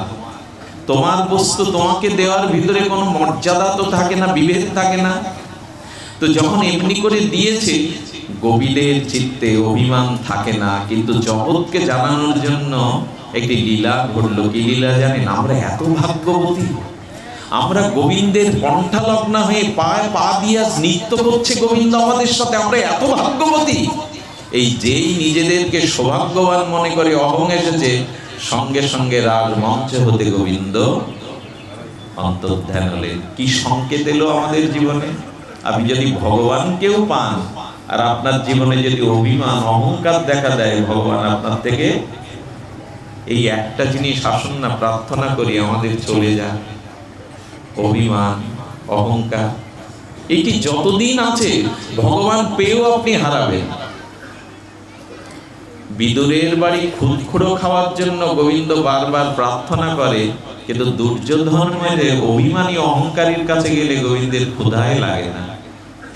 এর একটাই কারণ, অহংকার থাকলে গোবিন্দের সেবা, গোবিন্দকে পাওয়া যায় না। আমরা অনুষ্ঠান করছি, ভাগবত শ্রবণ করছি, কিন্তু যাচ্ছে তো অসৎ জ্ঞান, অভিমান ত্যাগ না হলে, কাঙাল না হলে পথে কিছু পাওয়া যাবে না। তাই কাঙাল হতে হবে। লুটিয়া খাইলো কাঙাল গণে, মহাপ্রভু বলছেন কাঙালেরা লুটে খেলো, ধনীমানি পণ্ডিত অভিমানীরা পেল না। আমাদের মধ্যে যেন এই দৈন্যতা আসে, দীনতা আসে। অভিমান অহংকার না গেলে প্রেমের আলো জ্বলবে না। প্রেমের আলো জ্বলবে না, কোনোদিন জ্বলতে পারে না। হৃদয়ের প্রেম শিখা আর দীপ্যমান হতে গেলে অহংকারকে উড়িয়ে ফেলো। সুধীগণ, আমরা যেখানে ছিলাম লীলা চিন্তনে, লীলা ভাবনায়, এই লীলা চিন্তন যদি চিত্তে না হয়, সাধন স্মরণ লীলা শ্রী গুরুদেবের কাছ থেকে, ভাগবত ধর্মের কাছ থেকে জানতে হবে ভগবানের লীলা। এই লীলাগুলি যদি আপনার ভেতরে চিন্তন হতে থাকে, স্মরণ হতে থাকে, তবেই এই চিত্ত শুদ্ধ হবে। পরিশেষে একটি কথা বলেই পাঠ বিশ্রাম করি। কথাটি বড় মার্মিক কথা, শুনতেই হবে। নিদ্রাকে দূরে ছুঁড়ে ফেলে দিন, গৃহকন্যার কথা ভুলে যান। কথাটি হৃদয় দিয়ে গ্রহণ করবার জন্য বিশেষ অনুরোধ করছি। আচ্ছা, গীতা শাস্ত্রে গোবিন্দ অর্জুনকে বহুবার বলেছেন, কি বলেছেন? চেয়েছেন, তিনি বলেননি। মনমনা ভব, মত বলছেন মত চিত্ত, মনমনা ভব। আচ্ছা, ভগবান অর্জুনের কাছে মন চাইছেন, অর্থাৎ অর্জুনকে সামনে রেখে আমাদের কাছেও কি চাইছেন? মন চাইছেন, এই তো। তো এত কিছু থাকতে মন চাইছেন কেন গোবিন্দ? আচ্ছা, আমি যদি আপনার কাছে একটি গ্রন্থ চাই, আপনি গ্রন্থটি আমার শ্রীহস্তে দিলেন, এরপরে কি আবার বলবো যে ওই গ্রন্থ আমার হাতে দিন? যে বস্তু আমি পেয়ে গেছি তাকে আবার আপনার কাছে চাইবো? বস্তুটা আমার কাছে নেই, প্রয়োজন আপনার কাছে আছে, তাই আমি চাইছি। পাওয়ার পরে কি আবার ওই বস্তু চাইবো? তাহলে অর্জুন যদি ভগবানকে মন দিয়েই দিতেন, ভগবান কি এই জিজ্ঞাসা করতেন, এই প্রশ্ন তুলতেন বা এই আহ্বান জানাতেন, তোমার মন আমায় দাও? জানি না বোঝাতে পারলাম কিনা। মন যদি অর্জুন গোবিন্দকে দিয়েই দিত, অর্জুনের কাছে পুনরায় কি মন চাইতো ভগবান? তার মানে অর্জুন তখনও পুরোপুরি গোবিন্দকে মন দিতে পারিনি। আমাদের কাছেও এই প্রশ্ন আসবে, গোবিন্দ তো বারবার চেয়েছেন মনমনা ভব, মত চিত্ত, আমরা মনটা দিতে পেরেছি তো? হ্যাঁ, দিয়েছি। 200 টাকার সন্দেশ কিনে দিয়েছি, আর ভারতের সুগন্ধি ধূপ কিনে দিয়েছি, ইন্ডিয়ান ধূপ দিয়েছি, একটা কাপড় দিয়েছি, ধুতি দিয়েছি, কত কি দিয়েছি ভগবানের কাছে, যজ্ঞেশ্বরের কাছে। গোবিন্দ বললেন, ওগুলো কি আমার অভাব? চাল কলা যে নৈবেদ্য দাও তুমি আমাকে, আমার খুব অভাব চাল কলা। আমি যেটা চাইছি তোমার কাছে, ওর সাথে সাথে তুমি তোমার মনটা আমায় দাও। আজও ওটা দেওয়া হয়নি। যতদিন মন তাকে না দিতে পারবেন, ততদিন কিছুই হয়নি, দেওয়াই হয়নি কিছু। এইখানটা আমরা অনেকটা হতভাগ্য যে বারবার গোবিন্দ চাইলেও তাকে মনটা দিতে পারলাম না। সুধীজন, শ্রবণ করুন। মন ভগবানকে দিতে পারেনি, মন না দেওয়ার কারণেই এই মনে সংসার বাসনা, বিষয় বাসনা, ভোগ বাসনা, পাপ প্রবৃত্তি রয়ে গেছে। আচ্ছা, পাহাড়ের বা শৃঙ্গের গুহার মধ্যে যদি অনেক দিন ধরে আগুন জ্বালা, পাহাড়ের গুহার মধ্যে কি থাকে? বিষাক্ত কীট থাকে, সাপ থাকে, থাকে কিনা? একটু কথা বলুন। শৃঙ্গের মধ্যে কি থাকে? সর্প থাকে, জীবজন্তু থাকে, মাকড়সার জাল থাকে, বিষাক্ত কীট পতঙ্গ থাকে। ওখানে যদি কয়েকদিন ধরে আগুন জ্বালান, থাকবে কি, বাঘ ভাল্লুক বিষাক্ত সর্প থাকবে, পালিয়ে যাবে। তেমনি ভগবান বললেন, মনটা তুমি যখনই আমাকে দেবে, আর ওই মনের মধ্যে যখন প্রেম ভক্তি ভজনের আগুন জ্বলে উঠবে, তখন আর ওখানে কোনো পাপ বুদ্ধি থাকবে না, অসৎ বুদ্ধি থাকবে না, কাম কামনার সর্ব ওখানে আর থাকবে না। এই জন্য আর হরিনামের হুঙ্কারে যখন মহাপ্রভু উচ্চস্বরে কীর্তন করছেন, তখন অনেকেই বলেছেন সিংহ গর্জন। সিংহ গর্জন করলে হাতিও পলায়ন করে। বললেন হরিনামের গর্জন যদি কেউ করে, তাহলে তার হৃদয়ে ভস্তির পাপ আর কোনো কাম ক্রোধ এগুলি থাকবে না। এই জন্য ভগবানের লীলাকে মনের মধ্যে দিন। ভগবানকে মনটা দেওয়া মানে তার নাম রূপ লীলাকে মনটা দিয়ে দেওয়া। যদি দিতে পারেন, তখনই এই চিত্ত শুদ্ধতা হবে, এই চিত্ত ভগবান গ্রহণ করবেন। তার একটি কেবল প্রার্থনা, মন আমাকে দাও। মন মনা ভব মত চিত্ত, এটি ভগবানকে দেওয়ার জন্য বারবার আহ্বান আসছে। আচ্ছা, মন কি করে ভগবানকে দেওয়া যায়? এ তো আর বস্তু না যে হাতে ধরে তার কাছে দিলাম। মন ভগবানকে দেওয়ার উপায় কিন্তু একটু আগে আমরা বলেছি এবং রূপ গোস্বামী পাদও বলেছেন, কেনা উপায় ন মন কৃষ্ণ নিষেবয়া তগো। শোনো জগৎবাসী, ধন্য হওয়ার জন্য তোমাদের মন যে কোনো উপায়ে, কেনা উপায় ন মন কৃষ্ণ নিষেবয়া, যে কোনো উপায়ে মনটা ভগবানকে দাও। যে কোনো উপায়ে মানে আমি বলি কি, ভগবানের সাথে ঝগড়া করুন। আমি বলি কি, ভগবানের সাথে ঝগড়া করুন। আচ্ছা, কিছু মনে নেবেন না, একটা স্থূল কথা বলি। কারো স্ত্রীর সাথে সকালবেলা কোনো স্বামীর যদি ঝগড়া হয়, তো 2-3 ঘন্টা, আচ্ছা ঝগড়া হওয়া মানে তো মনের থেকে তার প্রতি প্রীতি চলে যাওয়া, তার প্রতি স্নেহ মমতা চলে যাওয়া। কিন্তু বাড়িতে স্ত্রীর সাথে ঝগড়া করলে 2-3 ঘন্টা দেখবেন ওর কথাই মনে পড়ে, আর কারো কথা মনে পড়ে না। আমার বলাটা কি ঠিক হলো? কেমন কেঁদে উঠলো? আচ্ছা, বলেছি ঠিক করেছি, আরো বলতে হবে। তার মানে এই করেই মনটা, কিছু মনে করবেন না, যারা দোকানদারি করে মাঝে মাঝে খরিদ্দারও বলে ওঠে বাড়ি ঝগড়া করে আসছে না, আপনার মন এদিকে নেই, লুলো ভাষায় কথা বলছেন। তার মানে ঝগড়া করলেও তার কথা মনে পড়ে। আমার মনে হয় ভগবানের সাথে ঝগড়া বাঁধা কি করে বাঁধাবেন জানেন? শুনুন তাহলে। জগদানন্দ মহাপ্রভুর একান্ত পার্শ্বদ পরিকর জগদানন্দ নবদ্বীপে এসেছিলেন। নবদ্বীপের সচিমাতা শুনছেন, আমার নিমাই ঘুমাইতো, আমার নিমাই প্রসাদ পাইতো জগদানন্দ। এই যখন খবর নিচ্ছেন, তখন সচিমার সামনে কাঁদছেন জগদানন্দ। মা, প্রভু সারা রাত হা কৃষ্ণ বলে বিরহে আরতিতে চিৎকার করে। প্রভু মাথায় বালিশ দেয় না, প্রভু ভালো কিছু খায়ও না। বললেন তার মাথাটাই যেন অগ্নি জলে, তাপ হয়, বিরহ তাপে জ্বলে পুড়ে যায় শরীর। তখন জগদানন্দকে বললেন, শীতল তেল নিয়ে আমার নিমাইয়ের মাথায় দিও। জগদানন্দ নবদ্বীপ থেকে শীতল তেল, সুগন্ধি তেল মাথায় করে বয়ে 15 দিনের হাঁটা পথে লীলাচলে চলে গেল। গিয়ে মহাপ্রভুর সামনে সেই তেলের ভাণ্ডটা রেখে বলছেন, প্রভু এটা স্বীকার কর। জগদানন্দ, কি এনেছো তুমি আমার জন্য? বললেন, প্রভু এটা সুগন্ধি শীতল তৈল, এটা মাথায় দিলে দেহ শীতল হয়, তাপ দূরীভূত হয়। মহাপ্রভু হেসে বললেন, খুব ভালো করেছো, এবার সুগন্ধি তেল মাখাও, এটা সোনার পালঙ্ক আনো, দাস দাসী এনে আমাকে ভোগী বানাও। আমি সন্ন্যাস নিয়েছি, ত্যাগ বৈরাগ্য নিয়েছি, সুগন্ধি তেল মাখবো বলে? আচার্যরা সন্ন্যাসীরা তেল মাখেন না, অনেকেই সুগন্ধি গায়ে দেন না তারা।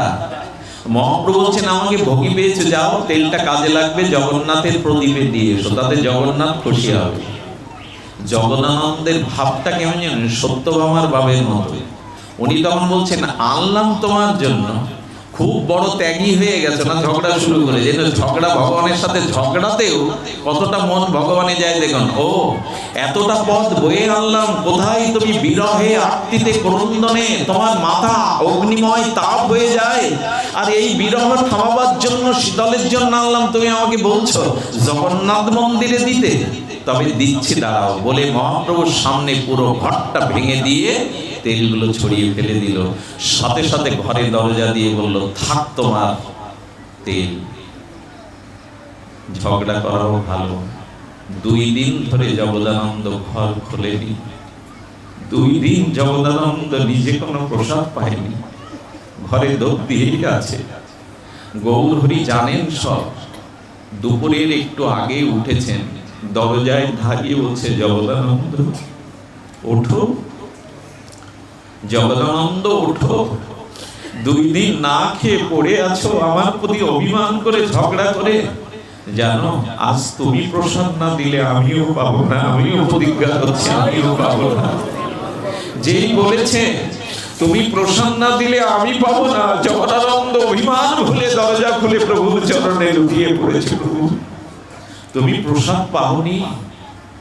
জগদানন্দ প্রসাদ রান্না করে মহাপ্রভুকে সেবা করলেন। আমার মনে হয় ভগবানের সামনে গিয়ে যদি ঝগড়াও করেন তবু তার কথা, তার দিকে মন যাবে। আমার মনে হয় শত্রুতা করলেও মন যাবে। আমার বলবার ইচ্ছা হলো গোস্বামীপদে যে কোনো উপায়ে ভগবানের মনটা দিয়ে দিন। এটা ছাড়া সর্বনাশের হাত থেকে, পতনের হাত থেকে, মহৎ বিনষ্টির হাত থেকে আমরা বাঁচতে পারি, যে কোনো উপায়ে মনটা দিতে হবে। কামাদ গোপ্য ভয়াত কংস দেশাত চরিত দপন নির্ব। ভাগবত বলছে কংস ভয়ের দ্বারা ভগবানকে পেল, জরাসন্ধ শিশুপাল হিংসার দ্বারা ভগবানকে পেল দেশের দ্বারা, আর কামনার দ্বারা পেল ব্রজ গোপীরা।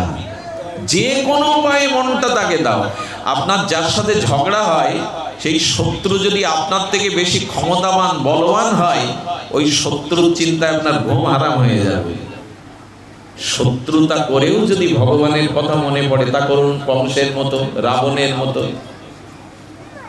আমার বলবার ইচ্ছা হলো শত্রুতা করে না, এটা বলতে হয়, বললাম যে যে কোনো উপায়ে যদি ভগবানের মনটা একবার দিতে পারেন আপনি, তখনই মনে শুদ্ধতা আসবে, প্রেম আসবে, ওই মন ভগবান।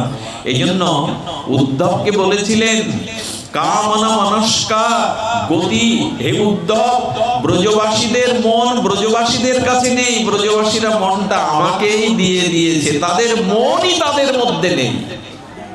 এ কথা কেউ বলেছে? গোবিন্দ বলছেন উদ্ধব ব্রজবাসীদের মনটা ব্রজবাসীদের মনে নেই, মনটা আমাকে দিয়ে দিয়েছে। আচ্ছা, ব্রজবাসীদের প্রাণটাও গোবিন্দকে দিয়েছে, ব্রজবাসীদের দেহে প্রাণ গোবিন্দই। কি বলবো আপনাদের, রাধারানী যখন দশম দশায় মূর্ছিত হয়ে যেতেন না, শুনছেন তো? রাধারানী যখন দশম দশায় অজ্ঞান হয়ে মূর্ছিত হয়ে পড়ে যেতেন, মাঝে মাঝে কাল আসতো গোপীদের দেহের মধ্যে ঢুকে প্রাণ নিতে। লক্ষ্য করুন, প্রাণ নিতে, কথাটি ধ্যান দিয়ে শুনুন। প্রাণ নেওয়ার জন্য গোপীদের দেহের মধ্যে মহাকাল প্রবেশ করতে অধিকার নেই, কিন্তু প্রবেশ করে দেখতো ওদের প্রাণ নেই। আচ্ছা, মৃত ব্যক্তির প্রাণ কাল নিতে পারবে তো? না জীবিত ব্যক্তির প্রাণ নেবে? গোপীদের দেহের মধ্যে প্রবেশ করে কাল দেখছে, গোপীদের মনও নেই, প্রাণও নেই। বলছেন প্রাণ কোথায় গেল গো? গোপীদের হয়ে ভাগবত বলছেন গোপীদের প্রাণটা গোবিন্দ চরণেই রয়েছে, ওদের দেহের মধ্যে নাই, ওদের দেহের মধ্যে নাই। আর যার প্রাণ গোবিন্দ চরণে, সেই প্রাণ হরণ করার ক্ষমতা মহাকালেরও নেই, যার প্রাণ গোবিন্দ চরণে। ভগবত চরণে মনটা দিয়ে দিন, কালের সাধ্য নাই আপনাকে কবলিত করবে। এই যে প্রাণ মনটা তাকে দিতে হয়। আমরা দিয়েছি, আমাদের দেওয়া হয়েছে কিনা জানি না, তবে গোবিন্দ বললেন মন মনস্কা, তা মন মনস্কা, গোপীরা মন প্রাণ। এই জন্য গোপীদের মৃত্যু নেই। গোপীদের মৃত্যু আছে, গোপীদের মরণ নেই, কেন? প্রাণটা তো গোবিন্দকেই দিয়ে দিয়েছে, ওইখান থেকে প্রাণকে হরণ করবে। এ খুব মার্মিক কথা, খুব উচ্চ অনুভূতির কথা। মনটা ভগবানকে দিন। আমরা দিতে পারিনি, কিন্তু গোপীরা কিভাবে দিয়েছিল সেটাই কিঞ্চিত বলে 5 মিনিটের মধ্যেই ভগবান বিশ্রাম। গোপীরা, আহা, একথা স্মরণের পূর্বে চিত্ত মাঝে উত্তাল তরঙ্গ বয়ে যায়। জানি না তার কিঞ্চিত আস্বাদন আপনাদের হৃদয়ে পৌঁছে দিতে পারবো কিনা। মহাত্মা যেন কৃপা করেন, সাধুগণ যেন কৃপা করেন, এই কথাটি আজ এই আসর থেকে আপনাদের হৃদয়ে বসে যায়, হৃদয়ে ছাপ ফেলুক, হৃদয়ে অনুরণন হোক। গোপী ধ্যান করছে। গোপী কি করছে? পদ্মাসনে বসে, সুখাসনে বসে নীল যমুনার তীরে গোপী ধ্যান করছে। আর সেই মুহূর্তে মধুময় বৃন্দাবনে দেবশিবাদ নারদ বিনা যন্ত্রে অমিয় দিব্য কণ্ঠে গোবিন্দের গুণকীর্তন করতে করতে চলেছে, জয় রাধা মাধব, জয় কুঞ্জ বিহারী।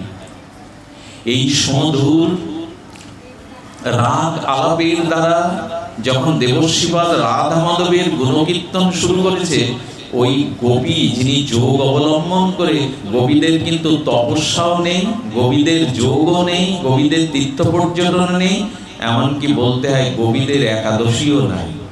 গোপীরা কোনোদিন একাদশী ব্রত করেনি। আচ্ছা, এই কথা শুনে আপনিও যেন আবার এই তাল নেবেন না যে আমি একাদশী করবো না, খবরদার। গোপীরা একাদশী করেনি কেন? গোপীদের কাছে জিজ্ঞাসা হলো, একাদশী না করলে তো বৈষ্ণবত্ব থাকে না, ভক্তি থাকে না, তোমরা করো না কেন? বলে আমাদের জীবনে একটাই ব্রত, অন্য দ্বিতীয় ব্রত নেই। বলে কি ব্রত? বলে গোবিন্দকে সুখ দেওয়াই, সেবা দেওয়াই আমাদের ব্রত, আর কোনো ব্রত আমাদের জীবনে নেই। গোবিন্দকে সুখ দেওয়াই, তাকে আনন্দ দেওয়াই আমাদের একমাত্র ব্রত। তাহলে একাদশী করো না কেন? বলে একাদশী করলে মাথায় সুশীতল তেল দেওয়া যাবে না, আর না খেয়ে থাকলে না মুখটা শুষ্ক হয়ে যায়। তা আমাদের শুষ্ক মলিন মুখ নিয়ে আমরা গোবিন্দের সামনে যাই না, কারণ আমাদের শুষ্ক মলিন মুখ দেখলে গোবিন্দ আনন্দ পাবে না। তাই তাকে আনন্দ দেওয়ার জন্যই আমরা একাদশী করি না। কেউ আবার এই কথা শুনে একাদশী বন্ধ করবেন না, তাহলে আমি কিন্তু নরকে যাব। ওটা গোপীদের কাজ, আপনার আমার কাজ না। গোবিন্দকে সুখের জন্য সব ত্যাগ করতে পারে। তো শুনুন সে কথা, গোপীদের যোগ নেই, ধ্যান নেই, তাদের একমাত্র ধ্যান, যোগ, তপস্যা সব কৃষ্ণ সুখ বাঞ্ছা। আত্মসুখ দুঃখ গোপীর নাহি গো বিচার, কৃষ্ণ সুখে তো চেষ্টা মনোব্যবহার। গোপীদের আত্মেন্দ্রিয় প্রীতি বাঞ্ছা নাই, কৃষ্ণেন্দ্রিয় সুখ বাঞ্ছাই। আত্মসুখ বর্জিত, কৃষ্ণ সুখ বাঞ্ছাই গোপীদের একমাত্র কাজ। নারদ বিস্ময় প্রকাশ করে বলছেন, গোপী আপনি যোগ অবলম্বন করে সুখাসনে পদ্মাসনে বসে ধ্যান করছেন কেন? আপনি যোগ অবলম্বন করেছেন কেন? ওই যে রেচক পুরক করে না, নিঃশ্বাস টানা, রেচক পুরক কম্বক, তা আপনি যোগ মার্গ অবলম্বন করেছেন কেন? যে উত্তর দিয়েছিল এটা বলবার জন্য এত কথা। গোপীরা বলল, কৃষ্ণকে মন থেকে ভুলে যাওয়ার জন্য যোগ অবলম্বন করেছি। একথা শুনেছেন? আমি তো শুনিনি, সারা জীবন ভর এই কথা শুনিনি যে জগতে সকলেই কৃষ্ণকে মনে করবার জন্য চেষ্টা করে, ধ্যান করে, জপ করে, তপস্যা করে, যজ্ঞ করে, আর গোপী বলছে কৃষ্ণকে মন থেকে মুছে ফেলার জন্য, ভুলে যাওয়ার জন্যই যোগ অবলম্বন করছেন। এই জন্যই তো ওরা গোপী। তো তখন বলছে, যোগীন্দ্র মনীন্দ্র অমলাত্মা বিমলাত্মা, তারা সকলেই চেষ্টা করে গোবিন্দের চরণ চিন্তাটা হৃদয়ে ধারণ করবার জন্য, আর তোমরা গোবিন্দকে ভুলে থাকার জন্য, মন থেকে গোবিন্দর স্মৃতিকে মুছবার জন্য যোগ অবলম্বন করেছো। আচ্ছা, মনে মনে রাধারানীর চরণ চিন্তা করা, গোবিন্দের শ্রীচরণ চিন্তা করা খুব সহজ। আমি যদি আপনাদের এখন বলি, আপনি চোখ বন্ধ করুন, 10 মিনিট রাধারানীর দিব্য চরণটা দেখুন মনে মনে, বিশ্বাস করুন আপনারা কি করবেন জানি না, 10 মিনিটের মধ্যে 30 সেকেন্ড তো আমার মন রাধারানীর চরণ চিন্তা ঠিক ঠিক করতে। ঠাকুর ঘরে বসে রাধারানীর সামনে 10 মিনিটের মধ্যে যদি 1 মিনিটও গোবিন্দ চিন্তা ও চরণ চিন্তা না আসে, তাহলে আমাদের গোবিন্দ চিন্তা হয় কি? গোপীগণ বললেন, আমি গোবিন্দকে ভোলার জন্য, কানাইকে ভোলার জন্য যোগ অবলম্বন করেছি। বললেন, ভুলতে পেরেছো? বললো, চেষ্টা তো করছি। আচ্ছা, কেন গোবিন্দকে ভুলতে চেষ্টা করছো? শুনবেন আরো, আপনারাও শুনুন গোপীর মুখে। গোপী তখন বলছে না, সকালে আমি গাভী দহন করছিলাম। কি দহন করছিলাম? গাভী দহন করছিলাম। কৃষ্ণ আমার কানাইয়া পাশে এসে বলছে, গোপী, যশোদা মা না কাল রাত্রে আমাকে দুধ খেতে দেয়নি, আমার বড় ক্ষুধা, একটু দুধ খেতে দেবে? তো গোপীগণ বলছেন, আমি তো দুধ দহন করছি, কি করে দেব? বলো, বাটটা দুধের পাত্রের দিকে না ধরে আমার গালের দিকে ধরো, আমি ওখানেই পান করব। গোপী করেছে কি, দুধের বাটটা গোবিন্দের গালের দিকে ধরে দুগ্ধ দহন করতে শুরু করেছে, আর গোবিন্দ পান করছেন। শাশুড়ি মা এসে ধাক্কা দিয়েছে। ও মানে দুধ দহন কালেও রাতে ভালো ঘুম হয়নি, ভোরের ঘুম মনে হয় ভাঙেনি। হ্যাঁ শাশুড়ি, আরে শাশুড়ির ধাক্কা পেয়ে হতচকিত হয়ে বলছেন, মা। আর মা বলতে হবে না, হ্যাঁ, দুধের পাত্র রয়েছে অথচ মাটিতে দুধ ফেলছো বাঁকা করে। তার মানে ওরের গোবিন্দ চিন্তা এমন যে দুগ্ধ দহন করতে করতে ওরা দেখছে গোবিন্দ এসে দুধ পান করছে, আসলে তো গোবিন্দ ওখানে নাই। শাশুড়ি বলল, ভোরের ঘুম যায়নি না, ঘুমের সুখ এখনো কাটাতে পারেনি, হ্যাঁ, পাত্রে দুধ না দিলে মাটিতে টেনে টেনে দুধ ফেলাচ্ছ। নারদকে বলছে, কৃষ্ণকে কেন মন থেকে তাড়াবার চেষ্টা করছি শোনো। এরপরে ঘরে গেলাম, ঘরটা পরিষ্কার পরিচ্ছন্ন করে গুছিয়ে রেখেছিলাম। দেখলাম ঘরে গিয়ে গোবিন্দ ভাণ্ড ভাঙছে, ঘরটা নোংরা করছে, চারিদিকে আলুথালু করছে। আমি রেগে গিয়ে, হাতে গোবর ছিল, গোবর ছুঁড়ে কৃষ্ণকে মারবার জন্য মেরেছি, লেগেছে শাশুড়ির মুখে। শাশুড়ি বলল, সকালবেলা দুধ নষ্ট করলে আর এখন গোবর মাখাচ্ছ আমার মুখে মেরে? হ্যাঁ, এই ভাব তোমার ভিতরে কি ভূত প্রেত বাসা বেঁধেছে, তুমি গোবর ছুঁড়ে মারছো?